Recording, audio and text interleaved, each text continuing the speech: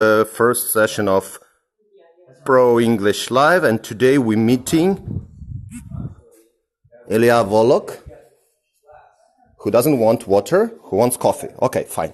So that's what, and then she brought me. Yes, Annabelita, will you be my live? Yeah, like We're doing the live. I will be your live. Yes, that's live going on. Let me do it from my phone. Yeah. Okay, well, let's stop it then. Oh, so you're doing live now? Yeah, I'm doing live now. Oh, hello. Yes. Okay. Get a chair. Here, sit. Yes, over there, somewhere. I went myself, so we can go there. And probably we would need more chairs because the guys would come. I believe most of them will leave. Boys, will you help me with chairs? Voila. yeah, sure.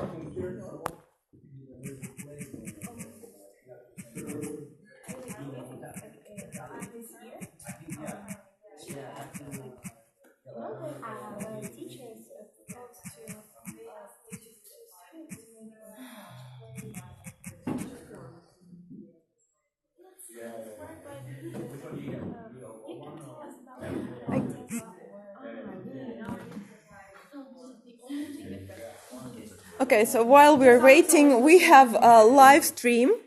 Hello, guys. Do you know with what person we are having the meeting today? Yeah, the person I saw with friends like 6 times because I love this episode. Okay.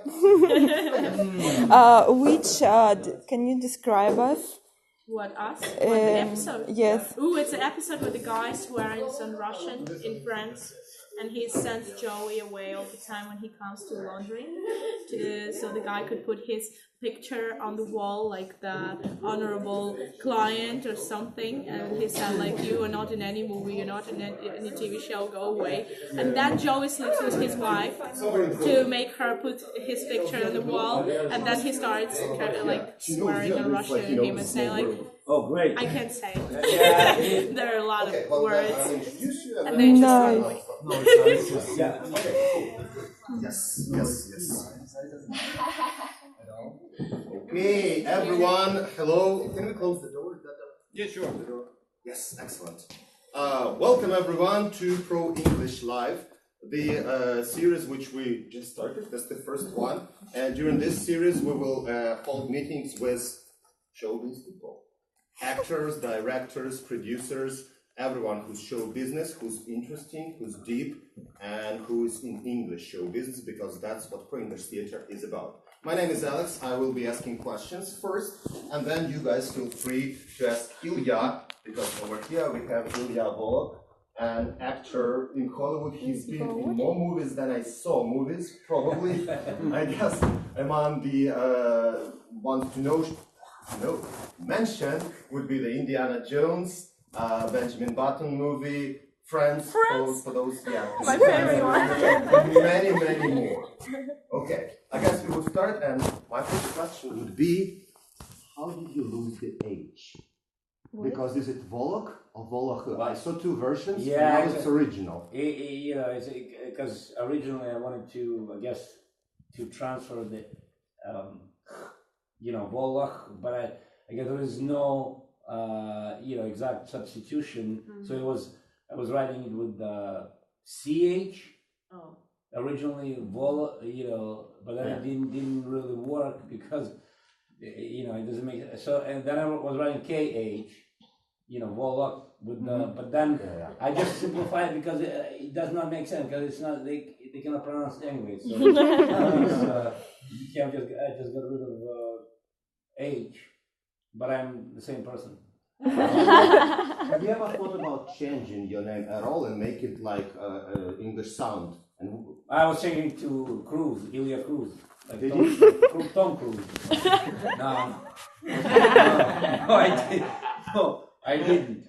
I thought maybe I'll be Stephen Bullock, John Bullock. No, but no, actually no. Actually, I didn't. That wasn't part of any consideration. Just I guess if you have a longer name, like Slavic sounding or whatever, sometimes people just cut. I knew somebody by the name Max Loskutnikov, and he just what did he say? I think he just shortened it, you know. That's good. Something or Nikov, Max Nikov. He became Max Nikov. He could have been Raskolnikov too, but, you know. But he just So sometimes people, because sometimes it's too long to pronounce, but not in my case. You know, not in my case. So, what is your case? How did you move there? How did you start? About a plane ticket. And Okay. no, originally, so Yeah. you know my long story. I'll make it short. You know, I'm originally from Kyiv, Ukraine. I guess it's here, yeah. I was born in Chocolate. You know that. Yes. Very close. Yeah, kind of like a Dutch. And then, the name of it was Boulevard Lenina. Not John Lennon, but Len, you know, the other one. The other one. Yeah. And so, and then basically, you know, I lived in Syriets, not that far from here, and then Avalon, Gilroy Stalingrad, you know, right, and then basically I went to study Moscow Art Theatre School in Moscow. Well, before I, you know, studied for 2 years, and you know, I was a professional rower. You know, the crew, you know, rowing. Anyway, so then when I graduated from Moscow Art Theatre School, I faced a choice because you know I was accepted in a couple of theaters in Moscow, including Moscow Art Theatre. At that time, Oleg Yefremov was still alive, so I, you know, basically I was accepted to 4 different theaters. But what happened was at the same year, you know, the dean at that time, Oleg Tabakov, he was you know arranging. It was right after you know perestroika thing, and people, you know, they started going, you know, foreign exchanges. So we went to America. We went to North Carolina School of Arts. We had an exchange with American students. Then they came to Moscow. We played in Seagull together. It was a mutual production. Anyway, then I met a girl, or she met me. It was, you know. Yeah. Anyway, so somebody met somebody. I don't know. Yeah. And then, so basically, I had to make a decision because she, you know, we got married, and I had to make a decision, you know, to either stay in, you know, Moscow or go to Los Angeles. It was tough thing because they already was supposed to go into I was supposed to be already in a play in the Moscow Theater, you know, going with the company to Sakhalin and you know the whole. And then I said I have a wedding in Los Angeles, and it was difficult because I couldn't think myself not becoming an actor, you know, and I didn't speak any English, zero. I studied French. So it was basically, and I was already, I mean, I was a grown man. I mean, it's not like, you know, you come as a child, and so it was difficult. But of course, I knew, you know, deep inside that I could come back, because in that situation, when you marry, it's not like you're going forever. You could come, you know, you could, because that at that time, you know, it was a different situation. I mean, if you were just going as an immigrant, you were living forever, but in this case, there was a little bit different. But of course, when I came to LA, I realized you have to make up your mind. Either stay, or you know, you cannot sort of like to sit on 2 chairs trying to, you know, figure out. So basically, I started my whole life from scratch over there. You know, the marriage didn't last very long. It was, you know, it didn't work out. We, you know, split after like 8 months. You know, for her it probably was too difficult. You know, and the whole. Anyway, and then basically, I just was living the life of an immigrant, working, cutting sandwiches, or doing all kind of jobs. I worked at the cemetery, you know, all this. But I never, you know, left my the desire to become an actor and continue career, you know, acting career never left me. So I was using any chance I can get, you know, working student films, little production, this and that, and then. Like 3 years later, I got my first, you know, film job. and then after that, I kind of started working on a regular basis, and pretty much ever since then. So it's been already 23 years. You know, I've been basically 25 years actually since my first. I've been doing this, working, and then a couple of years ago I started. I didn't look for a teaching thing. I mean, it's just somebody recommended me to Strasbourg, the Lee Strasberg Institute, and they gave me this scene study class. And I taught at some other places, and then I was teaching master class in Paris. I've done it already maybe like about 6 times, and I had just about 3 weeks ago I was in Paris doing intensive, like it was 5 days, but it was tough. It was 7 hours a day. Wow. Like 10 to 5 with 1 hour break, 45-minute break. It was you go 3 hours exercises and then 3 hours working on scenes. Yeah. We did Chekhov, so it's just the teaching kind of, I think it was an extension of my natural extension of my acting career, just kind of happened, I guess, naturally. So I started teaching. And so guys, this is official. Next time Ilia is here, ProEnglish Theatre would love to produce and organize his acting classes here. Yeah, sure. Yeah. Yeah, great. Well, the way, the approach is, I was doing, for example, it's a combination, modern American acting, it's all based on Stanislavski. Sometimes people forget, they have 3 major directions in teaching, Strasberg, Lee Strasberg, Stella Adler, and Sandy Meisner. Yeah. So, but they all come from Stanislavski. They just got, specific, like Meisner got the action aspect of it. His repetition exercise. It's but it's a pure Stanislavski. The Adler is more. She was talking more about imagination, using your imagination, and Lee Strasberg is a sense memory. He's very big on sense memory and relaxation, and but it's all basically designed. All those exercises designed to free your psyche and make you what Stanislavski called from your conscious go to subconscious. And subconscious is how we live our lives. I'm talking to you, I'm drinking coffee, I'm not thinking about it, I could scratch my head and have my point across and this and that. I could, read the little piece here, what's written. I mean, when it comes, to a stage or a movie set, all of a sudden we don't know what to do. What do I do? It's all of a sudden becomes a totally different. So all those exercises are designed to free you, so you act on stage in front of people on a subconscious level, and I think that's the main goal of acting. So everything you do is actually, you get surprised by what you do because you don't really plan, and it happens naturally, and I think that's ultimate goal to achieve that.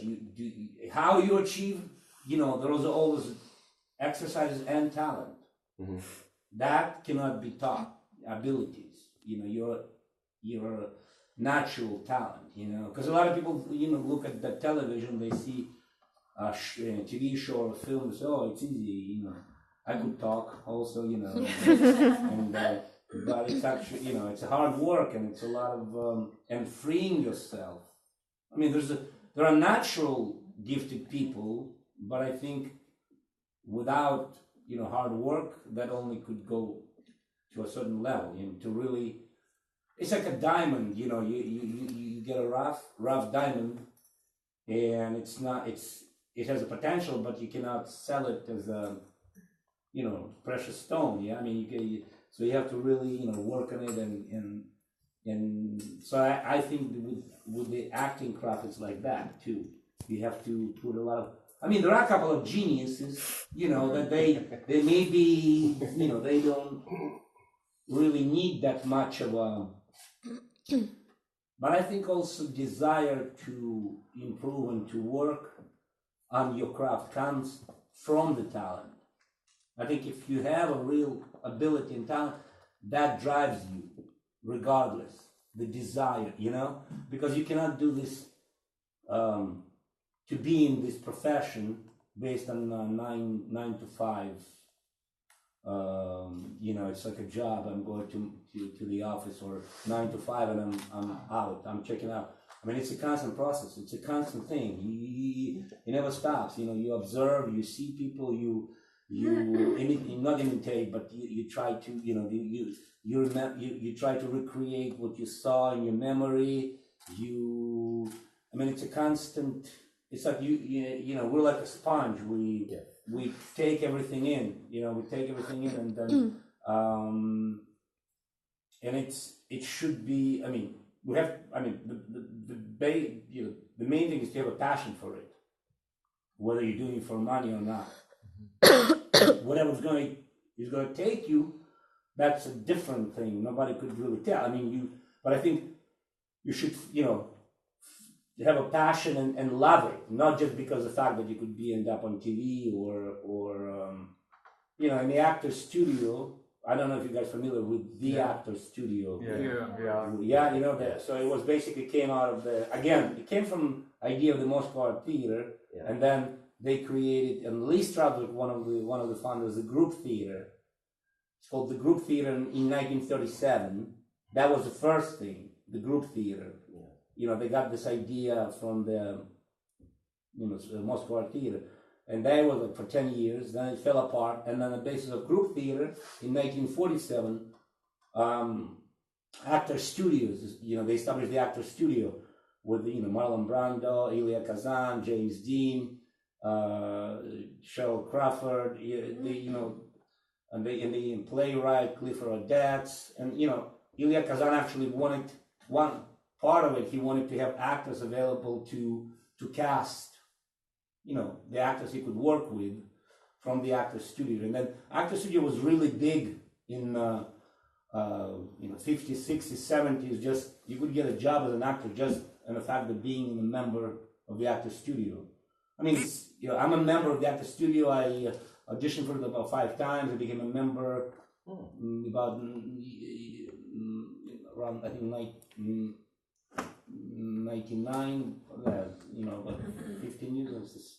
Anyway, I think 18 years ago, yeah. And it's actor studio exists and prospers. And there's a branch in New York, the main one, and LA as well. So if you become a member, you're a member on both, of course. In New York, it's Al Pacino, Harvey Keitel, and Ellen Burstyn. In LA, until recently, was Martin Landau, older. He won an Oscar for Best Supporting Actor, and but he passed away last year. So they're going through some changes in LA. But it's a great place for an actor to it's a pretty unique place. It's hard to get in, but it's basically designed for you to work on your craft, on your material, to develop as an actor. So they also have acting units, directing units, playwriting units. So it's like a full. If you have time, you could go there pretty much every day. Pretty much, yeah. And you don't pay anything. And when you become a member, you're a lifetime member. It's I think it's pretty unique place to be. Anyway, so the actor studio that grew out of the idea of the Moscow Art Theater. It's all connected. So, and I was talking a lot. I'm jumping from one thing to another. But you could ask me questions. Yeah, okay. I got a question about everything you've tried in filming and teaching acting. Yeah. Which method would you recommend as the strongest and the fastest for camera people? Like Strasberg, Adler, Meisner, Chekhov, probably. Which one? I think it's all. I think I look at it this way. You offer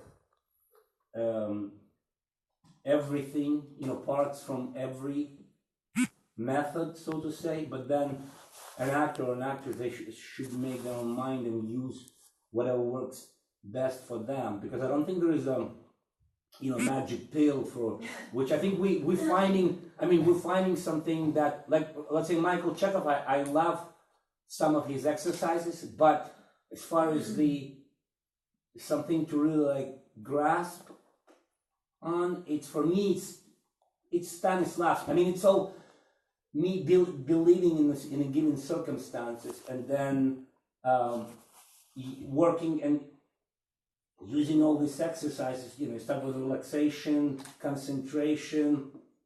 With the exercises for developing your imagination, and then adding even Meisner, the repetition exercise. It's all. As an actor or as a student of acting, I think we should figure out what works for individual person. But as far as teaching it, I think the way I did it, for example, just my last workshop, I was pretty much, was doing a little bit of everything. Like we start with every time we start with relaxation and concentration, then some improvisation, then I did the Meisner repetition exercise. Like three phases of repetition exercise, and then I guess it's up to the actors to find out. Like let's say when I was teaching in Lee Strasberg, my class, the scene study class. So I started, always, because relaxation is a big part of Lee Strasberg's teaching. And then the sense memory. Sense memory, it's you guys familiar with that? The sense memory, we work with our five senses: sight, hearing, smelling, tasting, and touch. Mm-hmm. So, because on stage or on set, everything we have to create from nothing, so to be able to respond sensorially and create strong images sensorially, those exercises are important, So if I'm in a play, for example, and I have to, let's say I'm in the play, right now I'm on the beach, for example, and I'm saying, there was a hot day, and I was sitting by for example, and then I have to, in 30-second lights go dark, and I jump into being in the winter, so I have to create it sensorially, in 30 seconds. Well, same let's say in the movies, it's a simple example, when you do, let's say you're eating ice cream, and sometimes because ice cream melts and this and that, they give you some substitution, the white stuff that you have to, for example, make believable that it's an ice cream, So how do you create? You have to create sensorially, that you enjoy, that's an ice cream, and some, I don't know, some painted sugar, I don't know, but you know what I mean? So I think for film and television, for film and television and theater, it works. It's all how, if we're talking about, I think the important thing is to make strong choices. Trust yourself and make strong choices. What are you, let's say, director is not that, most of the directors, they're concerned about the camera, how they can, moving. Not a lot of them work with actors. Like, what's your motivation, or what's your relation? They don't really. A lot of directors, they don't really, they grade technically, and they create images, and but as far as the actor, you have to know yourself. You have to know yourself to make strong choice as far as what's your relation to this character. What do I want from her or from him? Where am I coming from? The circumstances. and then commit to it and do it. So, and do it fast. Yeah. Or if you have an audition, yeah, and you have only 1 day to prepare, or even sometimes you could have it on the same day, to make strong choice. And that's what the technique, where you need the technique, to know yourself, to trust yourself. And could you, out of your career, give us a couple examples of a strong choice, your strong choices that you're personally proud of? Okay. I'll give you, for example, the audition. This is what, and actually I was pretty, at that time, I was pretty, glad with the fact that I went with it. It was an audition for a film, and they taping me, and there was I played I think it was like I was supposed to be there was a main guy, and I was his like a right hand, like a help, and there was something in the text that no, I would not, he was asking me how could you, I don't remember exactly, but I say I would never do that, and I just had an impulse. The casting director was, one of them she was taping, another was reading, so she, just the impulse came in, and I just followed that. I kissed the hand of my boss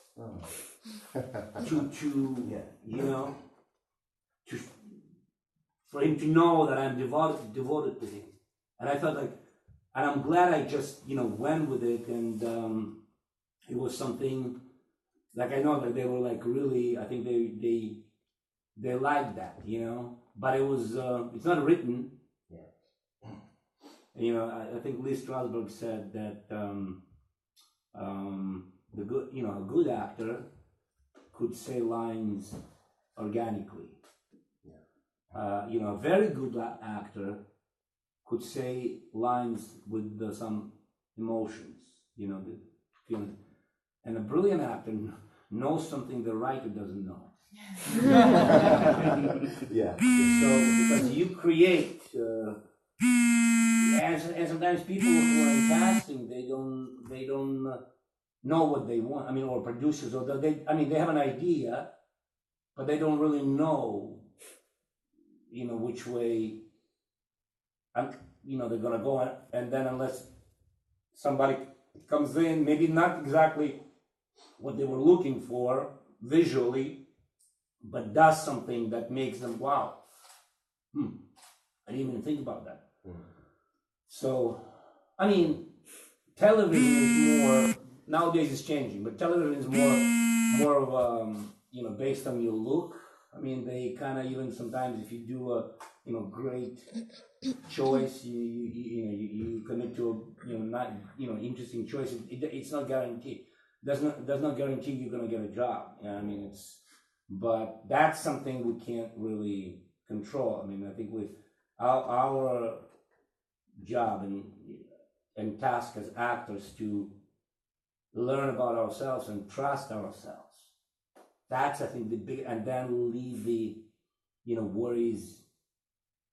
If I get a job or I don't get a job or whatever, to not to really, that's something else. That's we can't really change that. But our job is to discover ourselves and commit to what we do and trust. And it's easy to say. It's a lifetime's work. And I learned that for me. I thought this interesting. I thought image for me.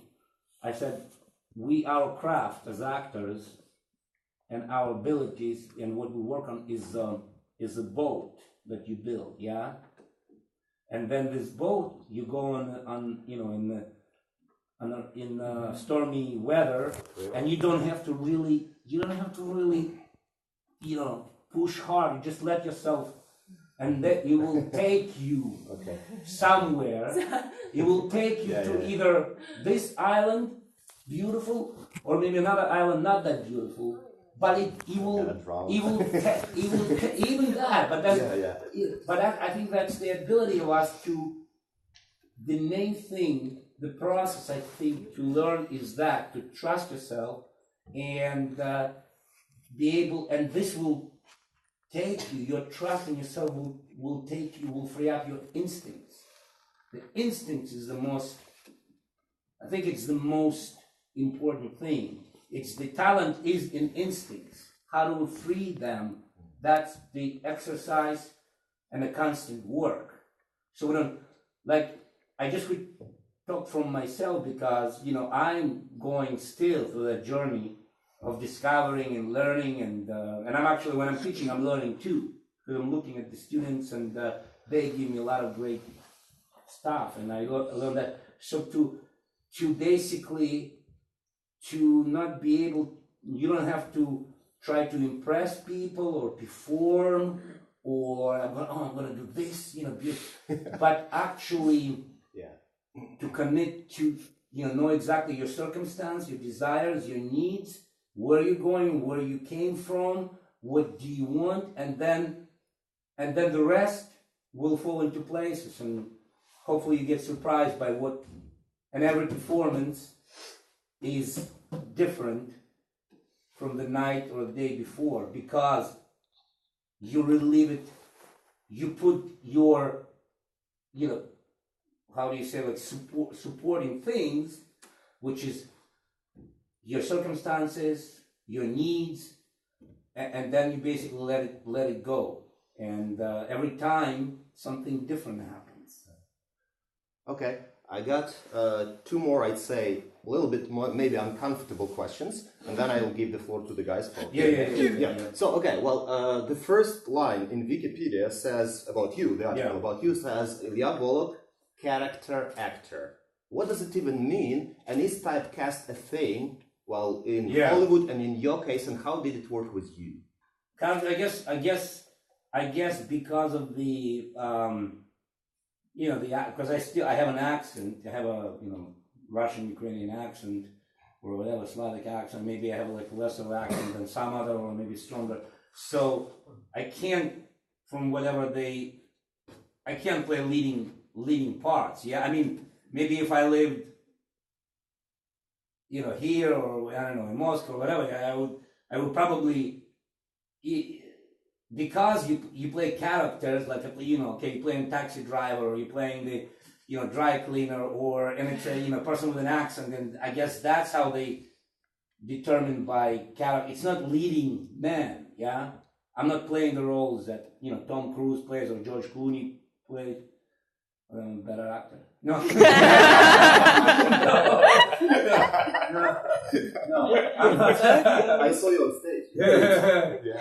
So on stage and all that. That's what the reason I do that, because there is no money in theater. I mean, not there, probably not here.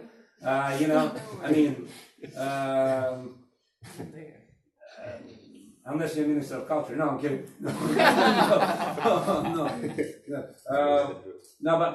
But I'm just saying that it's the passion, and it's actually the role. Nobody will give me this kind of a role to play in a movie or in a TV show. This is something that I need, and I need to know that on a level.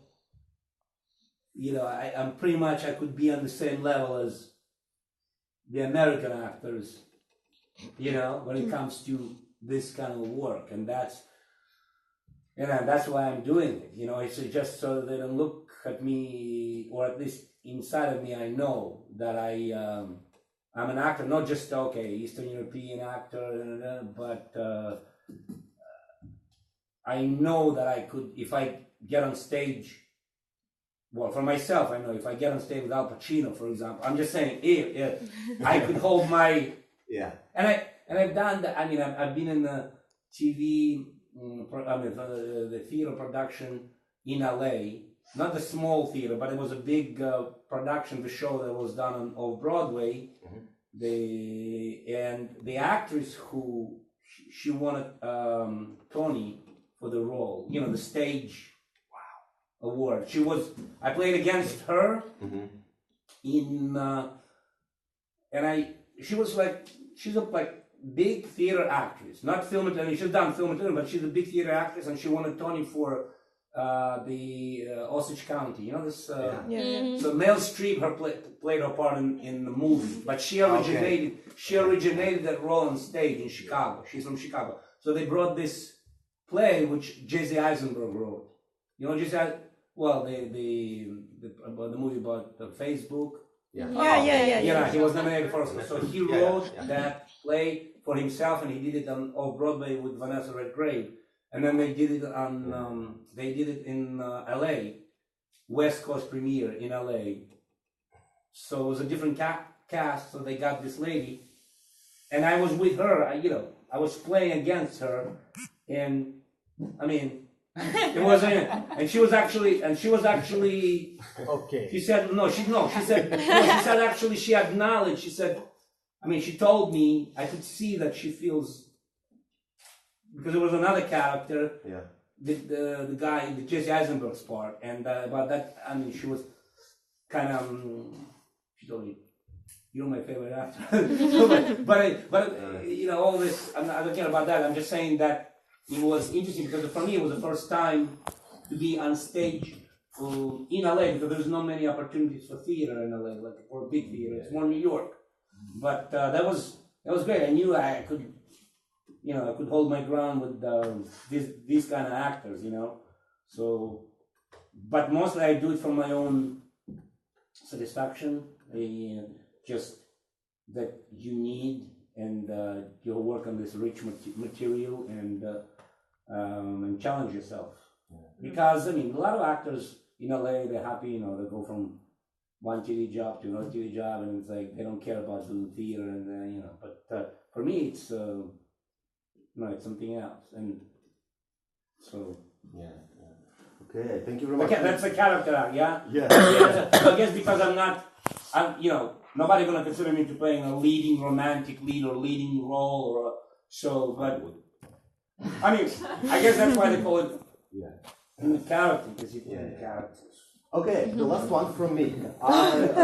Rumor has it that That's wrong. That's bullshit. I heard it. Well, that there were some actual issues with you entering Ukraine after some Russian-oriented project that you've done. Is it even true? Oh, no, not entering. No. How did it work? What was that? No, I'm not sure. Where did you hear that? What was it? That's exactly what I heard. That there was some Russian-oriented project you took part in, and there was a movie right now that's coming out. Actually, the premiere is on October 22nd. Which one? In New York. I'm trying to see if I could go. I mean, I have an invitation, but I don't know if I'm gonna, because I might go straight to LA. Anyway, it's called Hunter Killer. The Hunter Killer. It's a movie with Gary Oldman and Gerard Butler. Wow! It's and it was shot two years ago. They shot it in Bulgaria, but Gary Oldman is my favorite actor, man. It was shot in Bulgaria, but it's a big Hollywood movie.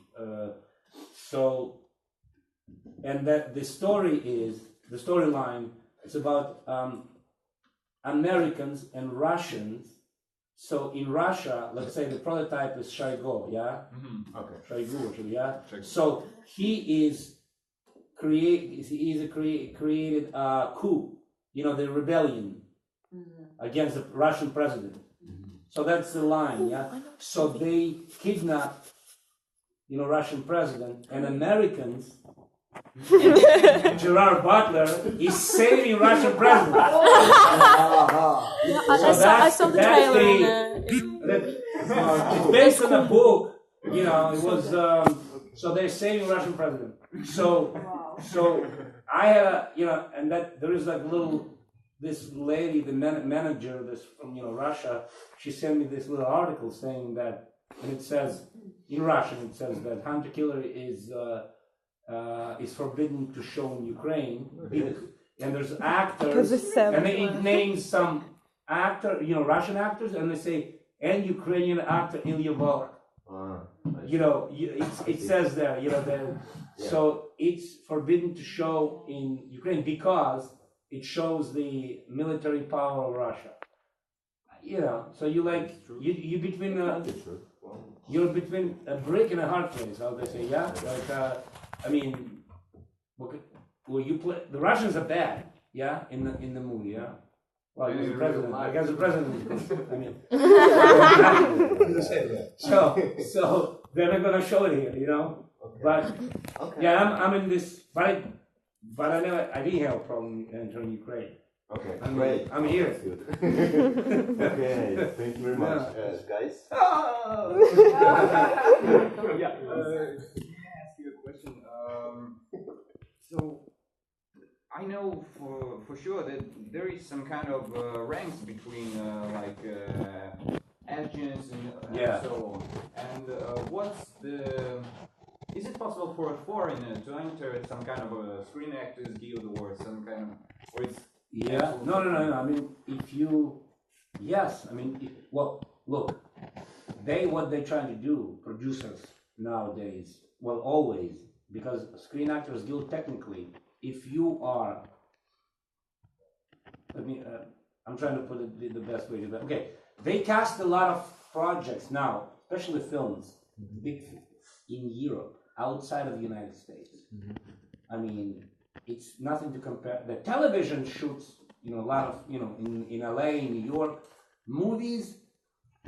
Last couple of years, a lot of it shoots in outside because of the taxes, because of the unions. I mean, and they cast supporting characters in like even this movie, Hunter Killer. It was done in Bulgaria. They got all the guys from. I ended up being there just by chance. They weren't, it was just a coincidence, So they don't have to, producers, they don't have to pay SAG, Screen Actors Guild minimum. There's a minimum that you cannot, and also residuals, the royalties. Because what's great about being under SAG contract is when movie sells, or television, you start receiving, you could make more money than you made originally. That's when I say how much money you make. I say it's kind of hard to, you might get, originally you might get an amount that maybe not that impressive, but then overall it starts, you could make it like 3 times more that you made originally, So, but that's because of the Screen Actors Guild. They, they have a strong rules and the answer to that question, yes, but it has to be done in the U.S.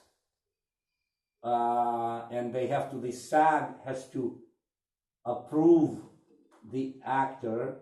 Let's say the production says, well, we need this actor. So they have to pay some kind of fee, the production company, because they casting non-union actor. So they have to have a reason why you guys not getting the union actor, why you hiring. So the production pays a little, I don't know how much, but they pay some kind of money for this actor to become a union actor. But I guess if you live in Europe, the whole advantage of it, that you don't have to be a union actor.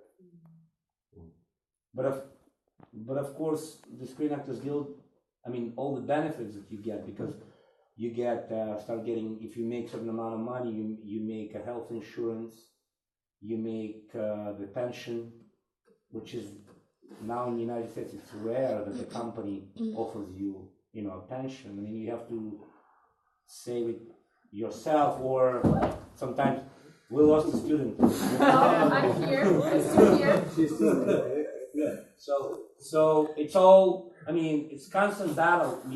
Screen Actors Guild is a great thing because they have, overtime. You work more than 8 hours. You start getting overtime. You keep more. They get like this. And especially for like a middle class act. Like I consider myself actor who, like a middle class of actors. There's like stars, and then there is this small amount maybe like 3,000 people out of 100, whatever thousand. That's like, you know, the people who go from work to work, but not, you know, the movie stars or not on a regular TV show. If you get on a regular TV show, that's another.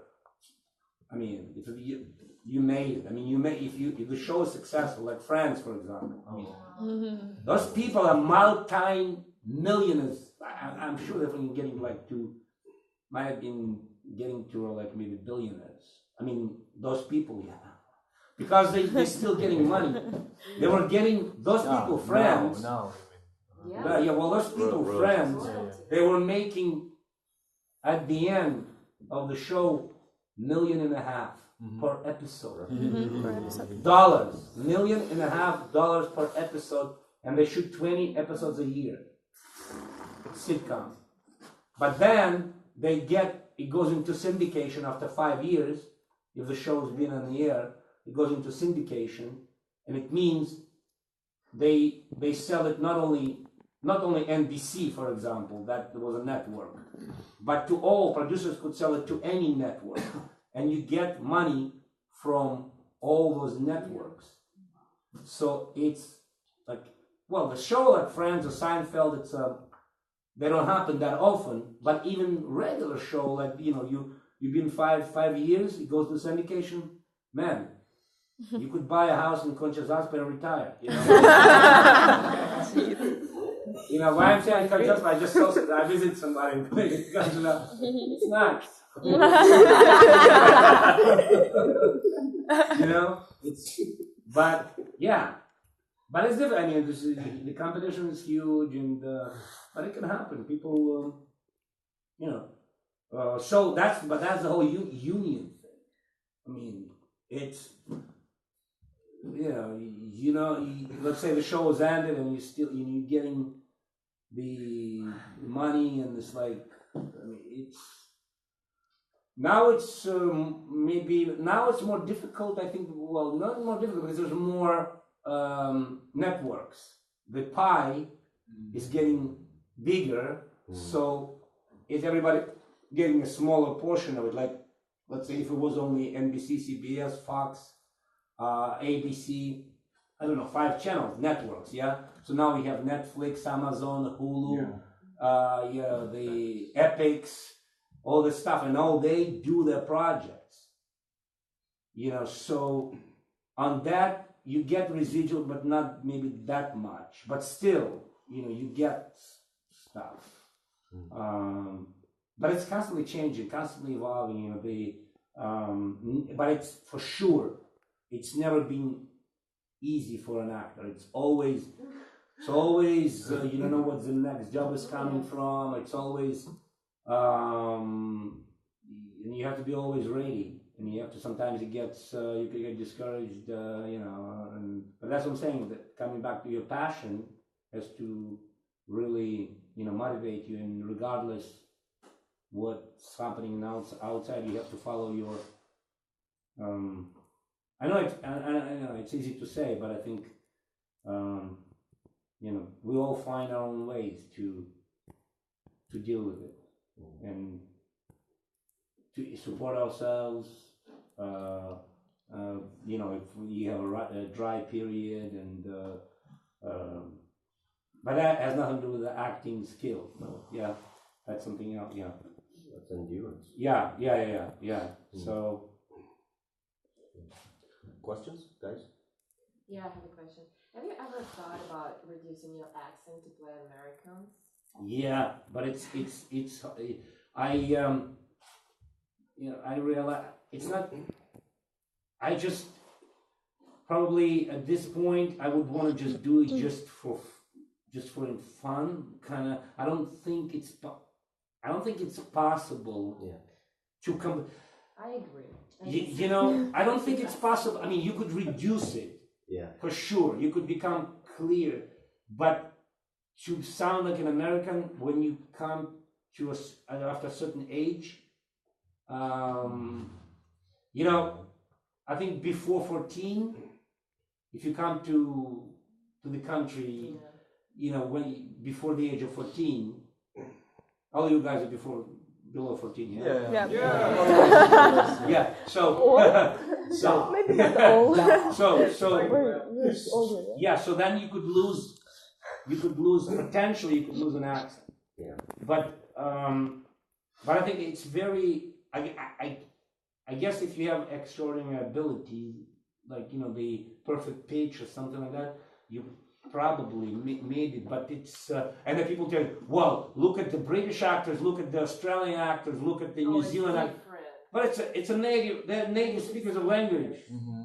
You know, it was like I was coming from Kyiv to Moscow to study, and they were telling me that you have the regional Ukrainian dialect. So yes, of course. But then in 2 years it disappeared. You know, I was speaking like the guy from Moscow. You know, I mean, when I was studying there, but it's a different thing because you're native speaker of the language. It's the dialect and the accent is two different things. So not to discourage anyone. I mean, I think just to do it for fun and first of all, it costs a lot of money to take those. Those people charge like, I don't know, $100 an hour. You know, like I don't know. I mean, if you go to like a professional, I don't know, maybe $50. But it's I know people putting like a lot of money into the. I'm not discouraging you, but I think it's tough. It's one thing when you are working on some kind of an accent and you're putting, working Southern accent and you're an American and then you hire a coach. Yes, like if you're doing the Southern, Texas or, Alabama or whatever, but that's different. But to get rid of I guess you can reduce it. For sure, you can reduce it. But to get rid of it, I mean, I could probably say a sentence, like somebody, if I listen, if I could say a sentence, a short sentence.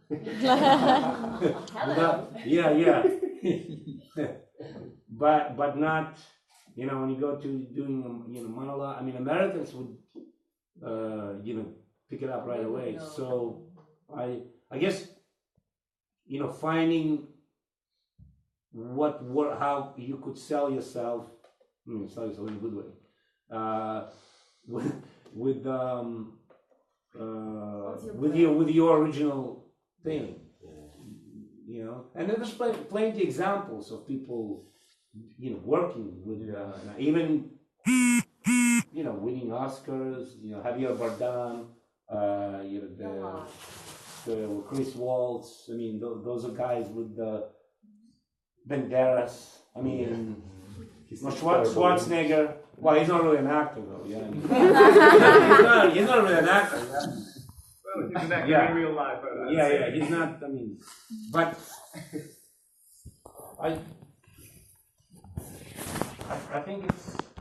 I think Hollywood. It's actually always interesting because they say, well, there's this rules and everything's this way and this way, but every time it changes. Every time it changes, Every time Marion Cotillard, won an Oscar in a foreign film. They don't really do that, yeah? But she won an Oscar for Piaf, Levi and Rose. But she actually reduced her accent.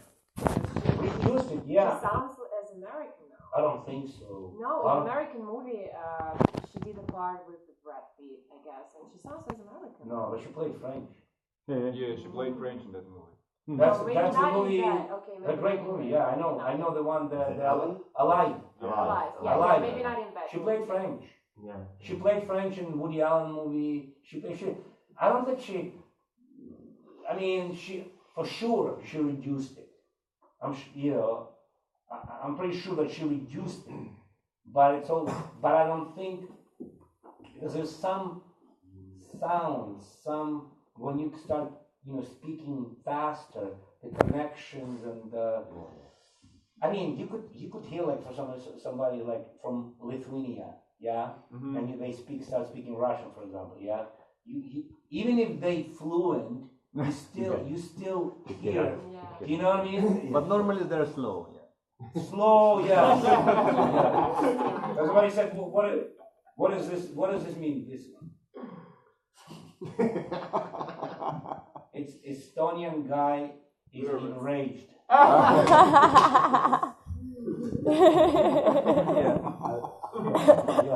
did you go with your English when you just started? You had like zero Your English, you know, with courses, streets. How did you? Oh, well, I started basically. Well, I started going to school. Okay. You know, not night school. English is a second language, and of course, hearing the language around me. So, like 3 months later, I was already working in, you know, deli shop cutting sandwiches, and I could. You know, and you have to. Well, you stay in the surrounding of course, if you're gonna stay with, you know, a bunch of, you know, Russian speakers or whatever. Some people live there for a long time and they don't speak. They don't speak. Some, yeah, because if you get, especially, I know that. you know, Latin, you know, Mexicans. I mean, but I know some Russian guy who actually came there as a kid. And speaks with a very heavy, like, Russian accent, man. Like, I'm like, dude, how's it talk to your grandma every day. But I'm telling you, I'm like, this guy came here when he was 9 years old. You kidding me? He speaks with a very, like, heavy Russian accent. How are you? You know, very good. What are you doing? Yeah, so I guess it's, you know, some people, and, well, I knew one guy I knew, he's an actor also, Alex Vidov, not all of it, but anyway, but he came to America when he was 19, and he doesn't have an accent. You know, he has he lived in New York, and, but it's a different, I guess, I don't know, he doesn't really have an accent. Like, he never plays American parts. Foreigners. You know? Well, because they look at him as a... Huh? He plays foreigners because of the... Well, I don't know, but he never really plays an American part. Hollywood is very strange. Sometimes, you know, they know you for what they think you are, and then they basically using you in that category. It could be beneficial, could work for you because you're getting, but also they put you. It's called, you know, pigeonhole. Yeah, so you stay in one. You know, a lot of Hollywood is like that. Even for bigger actors, guys, you know, they would say the guy he's always going to play a lawyer or like or a cop, police officer. Because there's those, it's convenient. Okay, you know that yourself. I mean, even the big guys, you know, even big guys like Pacino and De Niro, they started on the, you know, Italian mafia kind of thing. They made their names, and then. So I'm saying there's people who also, even actors with bigger names, they also get, you know, typecast. But I mean, some people wish to be typecast so they could work, you know. So they want to be constantly, you know, doing that. I mean, there's a business part of it. You cannot change the rules of, you know, Hollywood. You could only improve yourself and your craft. But I don't care if they, you know, keep casting me as a, you know, bad Russian guy, whatever, you know. But, you know, I don't, because that's the business part of it, you know. And I do the best with that, and then I work also on the artistic part, you know. I'm not gonna say, oh, you know, let's change Hollywood. You know, we're gonna see, you know, write more good parts for, you know, Slavic characters, or I mean, that's not realistic, though. Yeah, I mean, because they always need a bad guy, image of a bad guy, and used to be more African Americans or Latinos, but now they're trying to be more politically correct, so they take, okay, we get the Russians. Well, they white. Nobody's gonna complain. You know. And they're white, and they're bad. There is no racial thing. Oh, you're making you know, Mexicans look bad on you, like gangsters and African Americans, or yeah, you know, let's do, you know, use Russian. Let's do that, you know. Yeah, but I know So, no. it's yeah.